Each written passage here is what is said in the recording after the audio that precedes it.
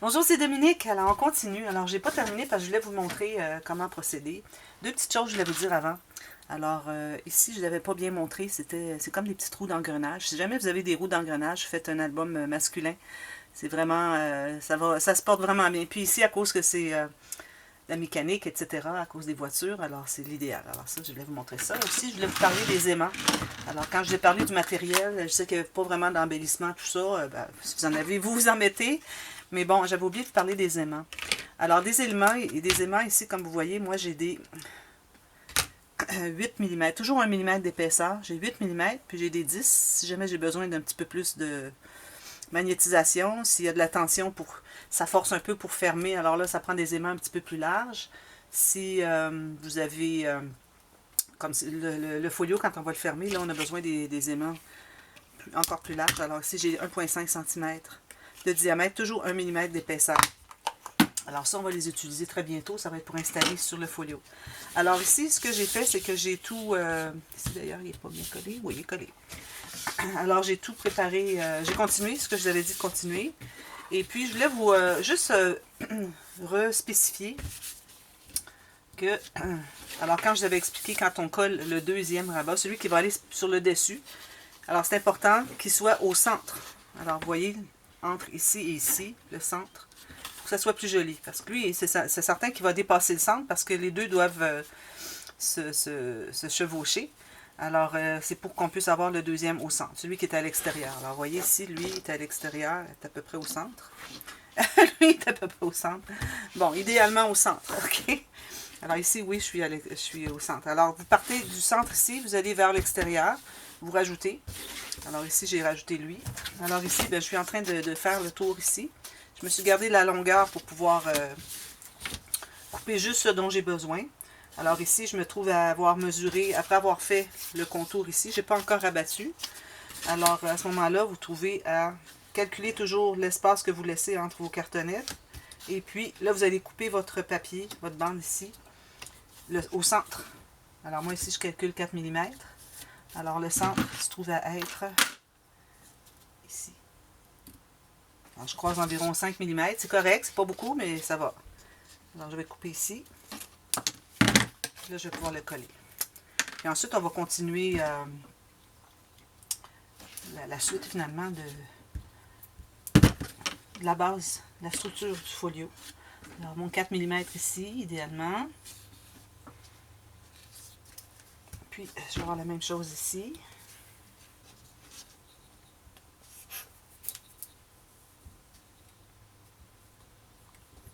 Excusez, j'ai un gilet un petit peu ordinaire. C'est que j'ai toujours de la colle.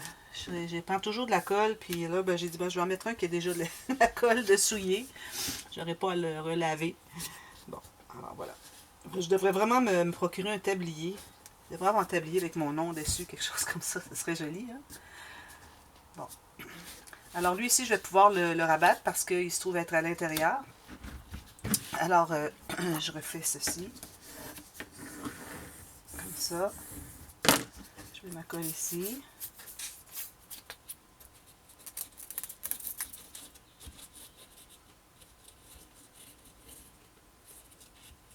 J'en mets pas beaucoup, mais j'en mets partout. Bien important. Alors, je refais ma ligne ici, m'assurer que c'est bien au fond. Jusqu'au bout ici. Puis, là, je vais presser. Il faut faire attention avec le papier noir. Hein. Si on épand de la colle, ça reste marqué. Alors, pendant qu'elle est liquide, moi, ce que je fais, c'est que j'utilise la petite efface comme ceci. Et puis, ça l'enlève bien.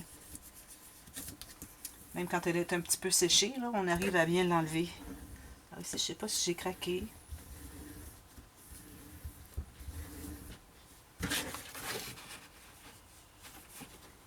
Non, il ne faut pas craquer. Alors, comme ceci. Alors, je continue ça, puis je vous reviens. Alors voilà, j'ai terminé à tout rabattre mes contours. Alors maintenant, ce qu'on doit faire, ce que j'appelle la touche professionnelle, alors on se trouve à mettre notre album debout comme ceci. Et là, vous passez le petit outil. Alors moi, j'aime bien utiliser le dos de mon plioir. Vous passez partout pour bien définir les deux angles. Si je dois represser un petit peu. Les deux angles de 90 degrés qui font la cartonnette finalement.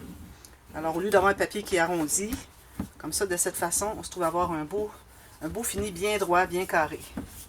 Ça, c'est bien important. Parfois, j'oublie de le dire, puis c'est important de le faire. Puis, si vous avez des petites corrections à faire, ajouter un petit peu de colle, etc., vous le faites. Ensuite, alors là, quand on avait laissé notre 1 mm, 1,5 à 1 mm de papier qui dépassait un peu les coins, c'était pour bien couvrir le coin ici. Alors, vous voyez, c'est bien couvert. Alors, ça se peut que vous ayez un petit rebord qui dépasse. Alors, moi, je vous recommande, alors, vous ne coupez pas dans ce sens-là, vraiment dans le sens de la coupe de la cartonnette. Et vous ne pressez pas trop fort pour ne pas vous rendre trop loin. Si vous pressez fort, vous allez vous rendre à la cartonnette, on va la voir. Alors, on a tout fait ce travail-là pour rien parce que finalement, on le voit. Alors, c'est pas l'idéal. Parfois, il n'y en a pas à couper. Alors, cherchez pas là s'il y en a. Parfois, ça arrive tout juste. Alors, j'ai mis tous mes morceaux ici. Alors, je vais vous montrer un petit peu rapidement qu'est-ce que ça donne. Alors, on va faire les plis ici. Ici, j'ai de la colle à ajouter. Comme ceci. Comme ça. Ici. Ici. Voilà. Alors là, vous voyez que les bandes ici, plus étroites qu'ici, plus étroites que la moitié de ça. Et ceux-ci, plus étroits que ceci. C'est parce que, vous voyez, quand on plie, alors, vous voyez, ici, moi, si je fais arriver tout juste sur le dessus, ici, mes rabats de l'intérieur, sur la tranche principale, vous voyez comment est-ce que ça fait bien droit ici. Si j'avais fait la même largeur qu'eux, ça aurait fait ceci. Vous voyez en haut ici? Ça aurait dépassé. Peut-être pas autant, là, mais ça aurait dépassé. Alors, en faisant 3 mm de moins, alors là, vous allez chercher tout le 3 mm qu'il y a ici, en moins. Donc, vous trouvez avoir quelque chose de bien droit, un bel angle de 90 degrés. Il ne faut pas faire plus étroit que le 3 mm parce que sinon, vous allez avoir des rabats qui entrent à l'intérieur. Pas les rabats, ben les rabats, oui. Mais ici, vous allez vous trouver avoir des angles qui vont vers l'intérieur. Alors, c'est important vraiment seulement 3 mm de moins que la cartonnette. Ça, c'est dans le cas de la cartonnette de 1 mm. Si vous travaillez avec la cartonnette plus épaisse, alors il faut calculer un petit peu plus. Et puis ici, alors la largeur qu'on a ici, vous voyez ici, on a un tout petit peu plus étroit, c'est normal, on a fait plus étroit, mais on a les aimants à ajouter. Puis aussi, vous voyez, ici, c'est pas terminé, là. Vous voyez, on ajoute tout ça à l'épaisseur, moi, de ma cartonnette que j'avais ici. Ici aussi, on l'ajoute, mais ici, on l'ajoute 4 fois, plutôt que 2 de l'autre côté. Alors, c'est pour ça que c'est important de faire plus étroit ces bandes-là. Puis aussi avec les aimants qui vont s'ajouter ici.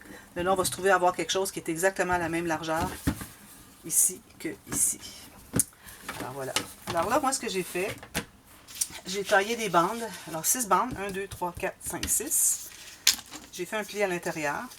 Alors là, on va se trouver à coller ça à l'extérieur. Donc, vous décidez qu'est-ce qui va être l'intérieur, l'extérieur. Alors, si jamais vous avez une cartonnette qui est courbée un peu, que vous n'arrivez pas à mettre droit, alors vous pourriez choisir l'extérieur que c'est le courbé comme ceci. Idéalement, j'en ai pas parlé, je vais l'écrire dans la boîte de description de la vidéo dernière, quand on monte nos cartonnettes, pour les mettre dans le sens que, faut pas qu'on ait un courbé concave comme ça, il faut l'avoir convexe. Parce que, mais dans ce cas ici, c'est moins grave que quand on fait un album qui est avec une attache au centre. Alors, parfois, ça peut faire courber ici, comme ça. Alors, si on est déjà courbé, avant même de poser les rubans, de terminer l'album et puis d'attacher les rubans, alors ça va courber davantage. Alors, vraiment, il faut avoir le courbé qui fait concave, comme ça. Okay? Mais dans le cas des folios, c'est un peu moins grave. Mais bon, moi, j'ai décidé que...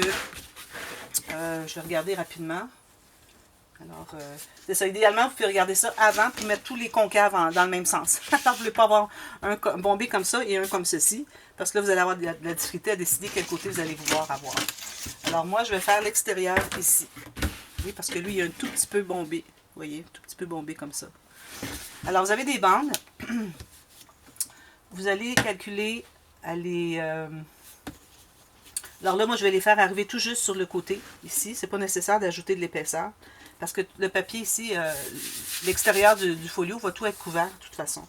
Alors moi, je fais appuyer ici, je coupe ici pour que ça arrive tout juste, parce que mon papier est très épais. Si vous avez du papier plus mince, vous pouvez vous permettre de faire empiéter, mais c'est vraiment pas nécessaire. Ça, c'est plus à l'intérieur que ça va être important. Mais à l'extérieur, c'est vraiment seulement pour solidifier les espaces entre les cartonnettes. Ceci.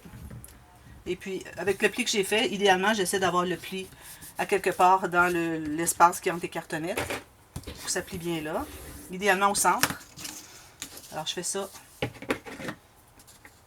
Et puis, je vous reviens avec ça tout fait.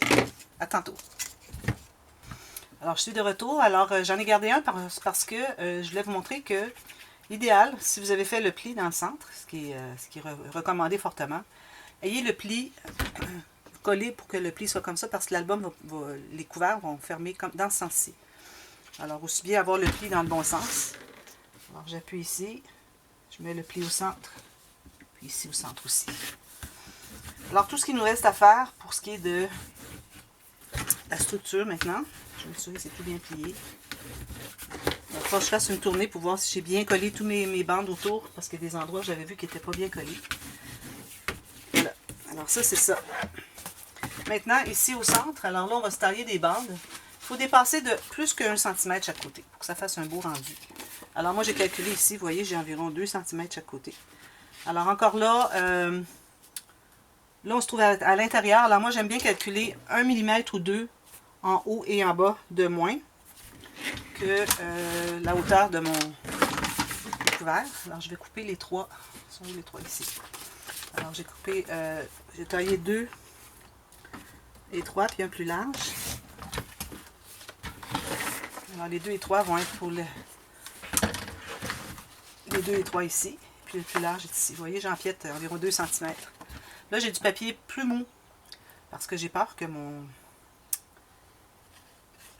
les espaces que j'ai laissés entre les cartonnettes, ça soit peut-être un peu serré. Puis je veux vraiment pas craquer le papier. Là, j'ai pas de tissu pour masquer les erreurs, les craquages, tout ça. Alors, c'est important que on ne craque pas. Si vous pensez avoir laissé pas suffisamment d'espace, alors mettez un papier un peu plus mince. Moi, ici, j'ai environ 176 grammes. Alors, 65 livres. Alors, vous placez ça pour les 3. Alors, si j'ai un plus grand, ici. Et puis, ensuite, ce qu'il va nous rester à faire, c'est de coller les aimants.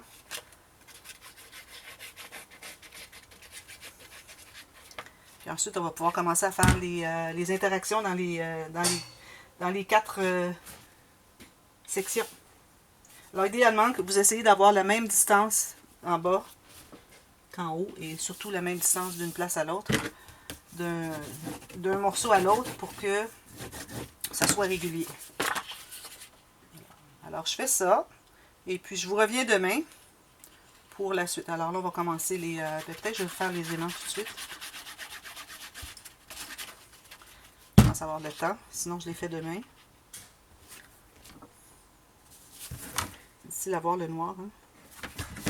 Voilà. Alors là, je presse tout ça, je m'assure que c'est bien pressé, puis on ne plie pas tout de suite. On laisse tout ça sécher.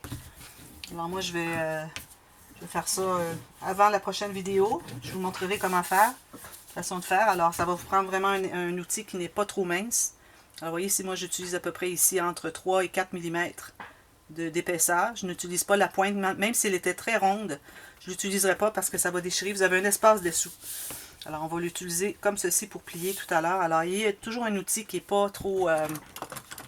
comme lui ici, vous voyez, il est plus rond, mais regardez comment est-ce qu'il est mince. Ça, c'est certain que ça passe au travers. Alors, ça prend quelque chose d'assez large. Okay? Alors, les aimants, est-ce que j'ai le temps? Oui. Alors, j'ai 2 aimants positifs, 2 aimants négatifs. Parce qu'ils sont préencollés. Sinon, s'ils ne sont pas préencollés, vous décidez quel côté vous voulez les avoir. Il y a toujours un côté positif et un côté négatif aux aimants. Ah ben là, je ne pourrais pas les poser tant que je n'ai pas plié. Alors, ayez vos aimants. C'est là où on utilise les 4 aimants dont je vous avais parlé dans le matériel. Ça prend vraiment quelque chose de fort. Si vous avez un peu plus étroit que 15 mm, alors au lieu de mettre 2 paires, on va les mettre ici. Au lieu d'avoir 2 paires, vous allez avoir 3 paires. Alors ça va vous prendre 6 aimants plutôt que 4 si vous avez des 10-12 mm. Okay?